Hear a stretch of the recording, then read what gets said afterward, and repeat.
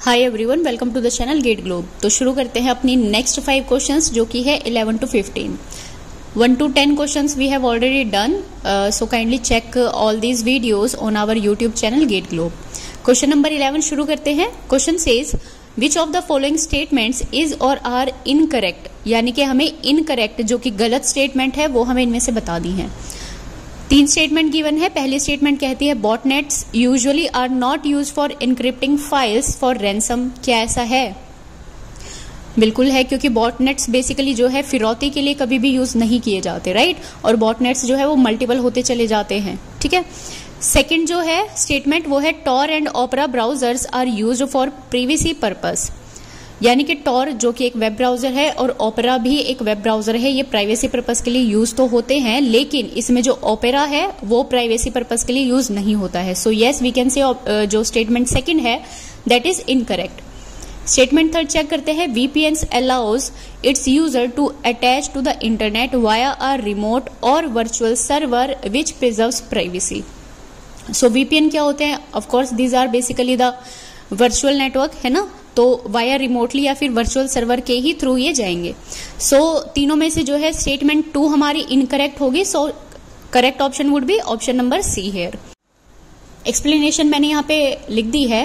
Explanation says in the complex world where e privacy is concern one should preserve their online privacy, यानी कि इस complex दुनिया में जहां पे जो है डिजिटल प्राइवेसी बहुत इंपॉर्टेंट है, तो वहां पे जो है ऑनलाइन प्राइवेसी या फिर डिजिटल प्राइवेसी को हमें बचा के रखना है। For that preserving privacy are by using browsers like Tor and by disabling the cookies। ठीक है, तो कुकीज अगर आती हैं, जैसे कि हम कोई भी वेबसाइट पे जाते हैं तो सामने लिखा हुआ आ जाता है एक अलग से विंडो में कि एक्सेप्ट ऑल द कुकीज, है ना। तो उन कुकीज को भी हम हमेशा जो है डिसेबल रखें। और टॉर ब्राउजर जो कि एक प्राइवेट ब्राउजर है उसका हम यूज कर सकते हैं। The Tor browser protects your privacy by bouncing your connection and links around a distributed network. तो बेसिकली ये क्या करता है, आपके कनेक्शन को जो है सिक्योर करने का काम करता है। Whereas Opera is not use for the privacy purpose, right. तो ओपन रहता है ये, जैसे कि क्रोम और फायरफॉक्स हमारे वेब ब्राउजर है, उसी की तरह ओपेरा भी एक वेब ब्राउजर है जो कि ओपन फॉर ऑल है। क्लियर। VPN की अगर बात करें तो VPNs allow its user to attach to the internet via a remote और virtual server. Clear. Question number 12 says, what is the term used to describe a cyber security attack that involves guessing passwords or encryption keys through exhaustive trial and error method? 4 options given है। Ransomware attack, phishing attack, injection attack या फिर option D brute force attack.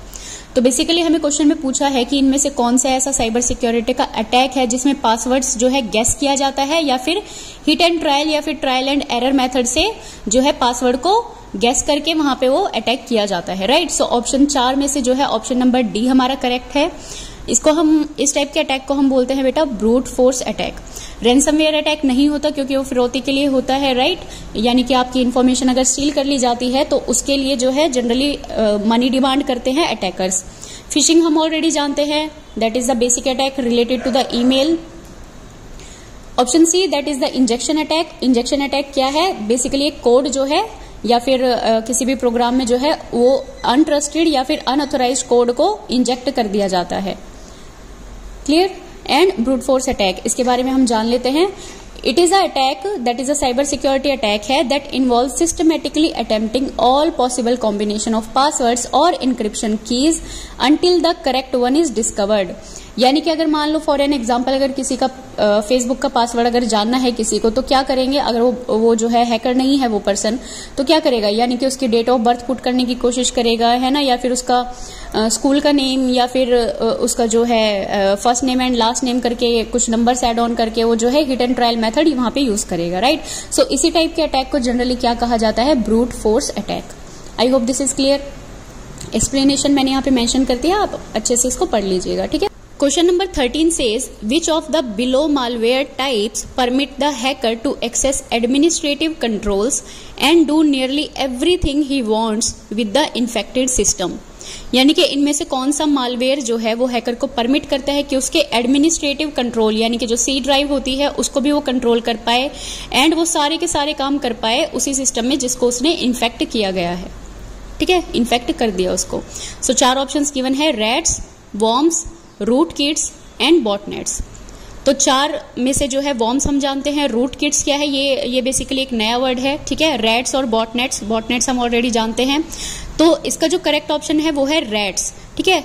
Rats क्या होते हैं, these are basically the remote access trojans होते हैं which give the attacker administrative power over the user's device just as if they had a physical access. यानी कि अगर मान लो इस तरह का वो जो है रिमोटली एक्सेस कर पाता है उस सिस्टम को, अगर वो मालवेयर उस यूजर के सिस्टम में इंस्टॉल कर दे तो वो रिमोटली भी उसको एक्सेस कर पाएगा, जस्ट लाइक कि कोई भी फिजिकली कोई बंदा अगर वहां पे बैठा है, कोई यूजर वहां पे बैठा है, सेम लाइक दैट, राइट।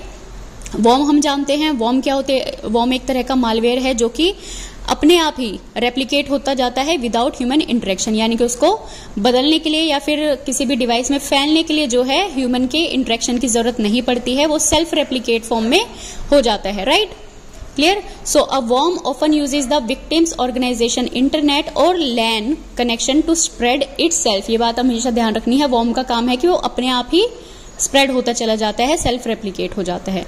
तो रैट्स एंड वॉर्म्स में डिफरेंस समझ आया। अब एक वर्ड आता है रूट किट। ईएससी का जो ये साल का पेपर था उसमें रूट किट से एक क्वेश्चन आया हुआ है, उसको आप देख लेंगे। तो रूट किट बेसिकली क्या होता है, रूट किट एक तरह का मालवेयर ही है जिसको ऐसे अनऑथराइज्ड कोड की तरह जो है डिजाइन किया जाता है और यूजर के कंप्यूटर में जो है इंस्टॉल कर दिया जाता है, या फिर since it is a malware तो कई बार क्या होता है किसी भी वेब पेज के थ्रू यूजर इसको खुद भी इंस्टॉल कर लेता है। एक बार अगर रूट किट सिस्टम में या फिर कंप्यूटर नेटवर्क में या फिर कंप्यूटर या डिवाइस में अगर इंस्टॉल हो जाता है तो पूरे सिस्टम को रिमोटली कॉन्फ़िगरेशन उसकी चेंज करने का काम कर देगा और जितनी भी उसकी फाइल्स है उसको भी वो एग्जीक्यूट कर पाएगा। लेकिन ये बात ध्यान रखनी है कि रैट्स की तरह जो है वो कंप्लीट ऑथराइजेशन वहां पे नहीं ले पाता है, वो कुछ फाइल्स को एग्जीक्यूट कर पाएगा वहां पे, या फिर सिस्टम की कुछ कॉन्फ़िगरेशन को ही कंट्रोल कर पाएगा, राइट। बट एडमिनिस्ट्रेटिव कंट्रोल की जहां पे बात आती है वहां पे रैट्स जो है इन्वॉल्व होता है, यानी कि रिमोट एक्सेस ट्रोजन वहां पे काम करते हैं, क्लियर है। Question number 14 says which of the following statements is or are correct, यानी कि इनमें से हमें सही स्टेटमेंट मार्क करनी है। Statement first is cross site scripting, जिसको XSS से हम जानते हैं। It can be deployed by infusing a malicious code in a websites comment section और feedback section of any web page. यानी कि क्रॉस साइट स्क्रिप्टिंग बेसिकली क्या होती है, ये अगर मान लो कोई भी वेबसाइट है उसके कमेंट सेक्शन में या फिर फीडबैक सेक्शन में किसी भी वेब पेज के, वहां पे जो है इस कोड को क्या किया जाता है, डिप्लॉय कर दिया जाता है। क्या ये करेक्ट है statement? Yes, this statement is absolutely correct here. Statement 2 को हम चेक करते हैं। Buffer overflow attack occurs when there is an excessive amount of data flow which the system cannot handle. तो बफर ओवरफ्लो, अब जैसे नाम से हम जानते हैं यानी कि ओवरफ्लो है ना। तो बफर ओवरफ्लो अटैक में जनरली क्या होता है, हैकर्स जो है प्रोग्रामिंग लैंग्वेज को जो है वायलेट कर देते हैं या फिर ओवरराइट कर देते हैं, जिसकी वजह से जो है मेमोरी पे इफेक्ट होता है, ठीक है, मेमोरी मैनिपुलेट होती है और हमारा जो डाटा है वो ओवरफ्लो हो जाता है, राइट। स्टेटमेंट 3 की मैं अगर बात करूं तो मैक स्पूफिंग जो कि ईथरनेट लेयर में काम करती है मोस्टली हैपन ओवर लैन यानी कि local area network, be it wireless और wired network, whereas phishing belongs to the email attack.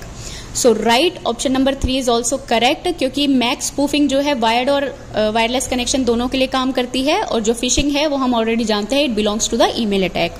So here all these 3 statements are absolutely correct here. So option D should be the answer.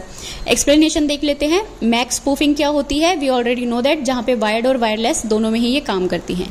Fishing हम जानते हैं, it is a kind of attack in which the user is tricked into the revealing personal information, जिससे क्या होता है कोई भी अगर ईमेल पे लिंक आया है, ठीक है, वहां पे अगर हम क्लिक कर देते हैं उस लिंक पे तो हमारी जो पर्सनल इन्फॉर्मेशन है तो हैकर उस पर्सनल इन्फॉर्मेशन को चोरी करने का, स्टील करने का या फिर इन्फॉर्मेशन चेंज करने का काम वहां पे करता है, राइट। किसी भी सोशल मीडिया के थ्रू या फिर SMS के थ्रू या फिर जनरली जो है वो ईमेल्स के थ्रू ही वो अटैकर्स जो है इन पे वर्क करते हैं। So question number 15 says which of the following statement is or are correct. 4 statement हमें यहाँ पे गिवन है, एक एक करके चारों स्टेटमेंट्स को चेक करते हैं। Statement 1 is Stuxnet is a worm. Statement 2 Akira is an antivirus. Statement 3 rootkit is a malware. And 4th statement is Lockbit, जिसको हम ABCD के नाम से जानते हैं, that is a ransomware. तो एक एक करके पढ़ते हैं। पहली जो स्टेटमेंट है उसको चेक करते हैं। Stuxnet is a worm. So yes, Stuxnet जो है 2010 में आया था, जिसने ईरान के न्यूक्लियर प्रोग्राम को डैमेज किया था। बहुत ही पावरफुल वॉर्म रहा है ये। इसने बेसिकली वहां की जो PLCs होती हैं, यानी कि प्रोग्रामेबल लॉजिकल कंट्रोलर्स जो होते हैं सिस्टम, यानी कि मशीनरी, उसको जो है डैमेज करने की कोशिश की थी, right. So yes, statement first is absolutely correct here. Statement second है Akira is an antivirus. So this statement is incorrect, गलत है ये स्टेटमेंट, क्योंकि अकीरा बेसिकली एक रैंसमवेयर है, ठीक है। ये जैसे कि फिशिंग ईमेल्स आते हैं, उनमें अगर कोई भी फाइल अटैच होती है, अगर वो अटैच फाइल जो यूजर है अगर वो उस अटैच फाइल को डाउनलोड कर देता है तो उसके थ्रू जो है ये रैंसमवेयर बेसिकली स्प्रेड हो जाता है, और इसी से जो है जो हैकर्स होते हैं वो मनी डिमांड करते हैं, right. Third statement, rootkit is a malware, ये हम ऑलरेडी पढ़ चुके हैं। Yes, rootkit is a malware. ये बेसिकली क्या करता है, सिस्टम में अगर इंस्टॉल हो जाता है, अनऑथोराइज्ड कोड होता है, और ये जो है सिस्टम की फाइल्स को एग्जीक्यूट करता है और रिमोटली एक्सेस करने की कोशिश करता है, और उसके कॉन्फ़िगरेशन को भी चेंज करता है, राइट, सिस्टम के कॉन्फ़िगरेशन को। So this statement is also correct. Statement 4, LockBit formerly known as ABCD is a ransomware. So LockBit जो है एक तरह का रैंसमवेयर ही है, जनरली एक टाइप का कंप्यूटर वायरस है। ये क्या करता है, अगर हमारे सिस्टम में कुछ ऐसी फाइल्स है जो हमारे लिए इंपॉर्टेंट है ना, मान लो मेरा लैपटॉप है, मेरा कंप्यूटर है, अगर कुछ फाइल्स मैंने इंपॉर्टेंट वहां पे रखी है, ठीक है, तो ये लॉकबिट क्या करेगा, जो वायरस है ये उन फाइल्स को जो है एनक्रिप्ट करके ना खुद के लिए एक्सेसिबल कर लेगा और मेरे लिए जो है अनएक्सेसिबल कर देगा, यानी कि मैं उन फाइल्स को दोबारा से ओपन ना कर पाऊं, मैं उन फाइल्स को दोबारा से एक्सेस ना कर पाऊं। ये वायरस जो है 2019 में आया था, जिसको क्रिप्टो वायरस के नाम से जाना गया था, राइट। क्यों? क्योंकि अगर जो भी फाइल्स वहां पे थी उन फाइल्स को अनलॉक करने के लिए इन्होंने पैसे डिमांड की थी, और पैसा किस में था, क्रिप्टो करेंसी में था, राइट। सो लॉकबिट भी आप याद रखेंगे, नई टर्म है, ठीक है। तो इसकी जो एक्सप्लेनेशन है वो मैंने दे दी है। करेक्ट आंसर इसका बी है, यानी कि first, third and fourth statement जो है करेक्ट है। स्टेटमेंट 2 इनकरेक्ट है, Akira is not an antivirus. Clear है। एक क्वेश्चन मैं आपको यहाँ पे दे रही हूँ, डू इट योरसेल्फ, इजी सा क्वेश्चन है।